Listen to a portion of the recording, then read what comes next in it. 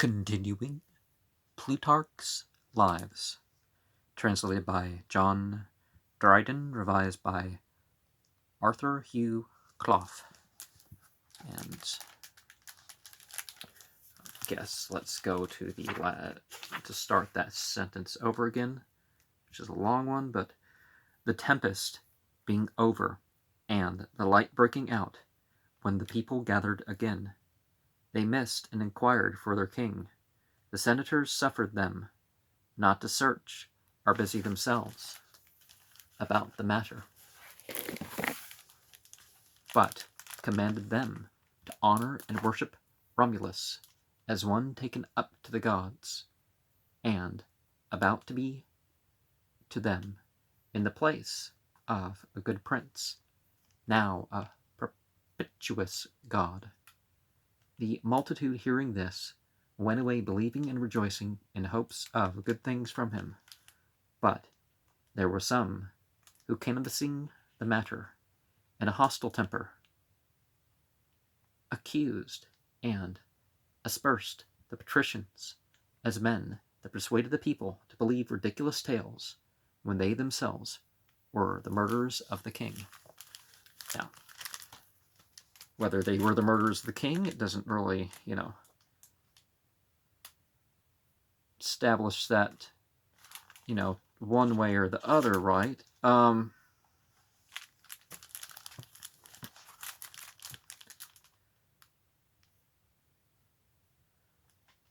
But divinized heroes is, even back then was no new thing. Things being in this disorder, one, they say, of the patricians of noble family and approved good character, and a faithful and familiar friend of Romulus himself, having come with him from Alba, Julius Proclus, by name, presented himself in the forum, and taking a most sacred oath, protested before them all that, as he was traveling on the road, he had seen Romulus coming to meet him, looking taller and comelier than ever, dressed in shining and flaming armor, and he, being affrighted at the apparition, said, "Why, O king, or for what purpose, have you abandoned us to unjust and wicked surmises, and the whole city to bereavement and endless sorrow?" And that he made answer, "It pleased the entities, O Proculus, that we who came from them should remain so long a time amongst men as we did, and, having built a city to be the greatest in the world for empire and glory, should again return to heaven. But farewell, and tell the Romans that by the exercise of temperance and fortitude they shall attain the height of human power. We will be to you the perpetuous entity, Quirinus. This seems credible to the Romans. Upon honesty and the oath of the relator, and indeed, too, there mingled with it a certain divine passion, some preternatural influence, similar to possession by an entity. Nobody contradicted it, but, laying aside all jealousies and detractions, they prayed to Quirinus and saluted him as a god. This is like some Greek fables of Aristeas, the Proconnesian, and Cleomedes, Estipalaon, for they say, Aristeas died in a fuller's workshop, and his friends coming to look for him found his body vanished, and that some presently after, coming from abroad, said they met him traveling towards Croton, and that Cleomedes, being an extraordinarily strong and gigantic man, but also wild and mad, committed many desperate freaks, and at last, in a schoolhouse, striking a pillar that contained the roof with his fist, broke it in the middle, so that the house fell and destroyed the children in it. And being pursued, he fled into a great chest, and, shutting it to the lid, held it so fast that many men, with their united strength, could not force it open. Afterwards, breaking the chest to pieces, they found no man in it, alive or dead, in astonishment at which they sent to consult the oracle at Delphi, to whom the prophetess made this answer: Of all the heroes, Cleomede is the last. They say, too, that the body of Alcmena, as they were carrying her to her grave, vanished, and a stone was found lying on the bier. And many such improbabilities do your fabulous writers relate, deifying creatures naturally mortal, but for though altogether to disown a divine nature in human virtue were impious and base, so again to mix heaven with earth is ridiculous. Let us believe with Pindar that all human bodies yield to death's decree. The soul survives to all eternity, for that alone is derived from these entities, hence comes, and thither returns, not with the body, but when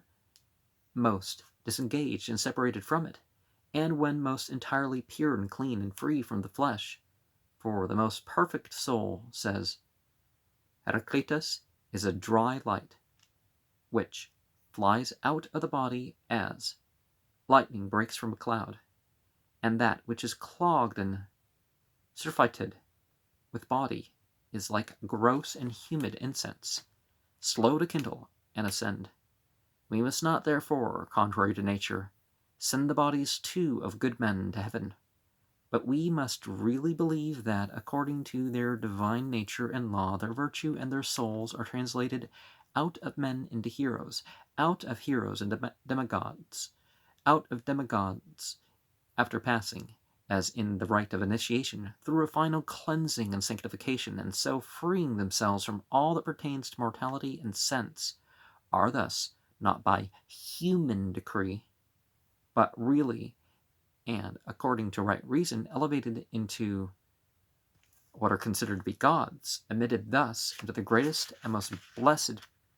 perfection. Romulus' surname, Quirinus, some say, is equivalent to Mars. Others, that he was so called because the citizens were called Quirites. Others, because the ancients called a dart or spear Quirus. Thus, the statue of Juno, resting on a spear, is called Quiritus, and the dart in which the Regia is addressed as Mars, and those that were distinguished in war were unusually presented with a dart, that therefore Romulus, being a martial entity, or an entity of darts, was also called Quirinus. A temple is generally built to his honor on the mount, called from him Quirinalis. The day he vanished on is called the flight of the people, and the nons of the goats, because they go then out of the city and sacrifice at the goats' marsh, and as they go, they shout out some of the Roman names as Marcus, Lucius, Caius, imitating the way in which they then fled, and called upon one another in that fright and hurry. Some, however, say that this was not an imitation of a flight, but of a quick and hasty onset, referring it to the following occasion. After the Gauls, who had taken Rome, were driven out by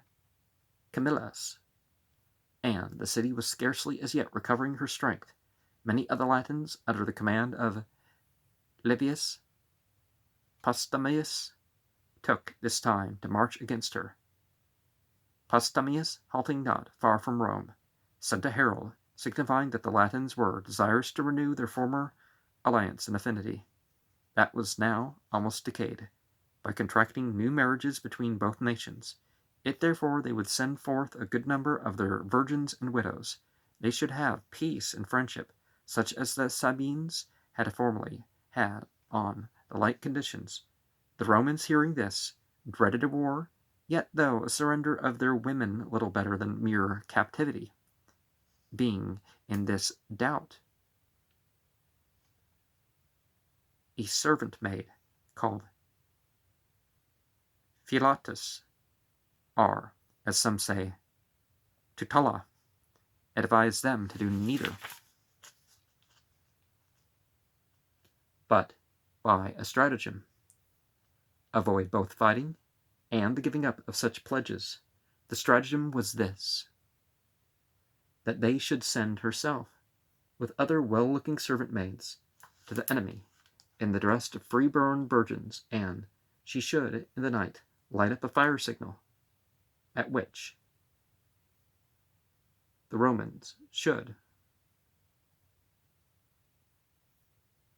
come around and surprise them asleep. The Latins were thus deceived, and accordingly Philotas set up a torch in a wild fig tree, screening it behind with curtains and coverlets from the sight of the enemy. While visible to the Romans, they, when they saw it, eagerly ran out of the gates, calling in their haste to each other as they went out, and so falling in unexpectedly upon the enemy, they defeated them, and upon that made a feast of triumph, called the Nones of the Goats, because of the wild fig tree called by the Romans Caprificus, or the goat fig. They feast the women withal, the city in arbors made of fig tree boughs, and the maidservants gather together, and run about playing. Afterwards they fight in sport, and throw stones one at another, in memory that they then aided and assisted the Roman men in fight. This only a few authors admit for true, for the calling upon one another's names by day and the going out to the Goat's Marsh do sacrifice seem to agree more with the former story, unless indeed we shall say that both the actions might have happened on the same day in different years. It was in the 54th year of his age, and the 38th year of his reign, that Romulus, they tell us, left the world.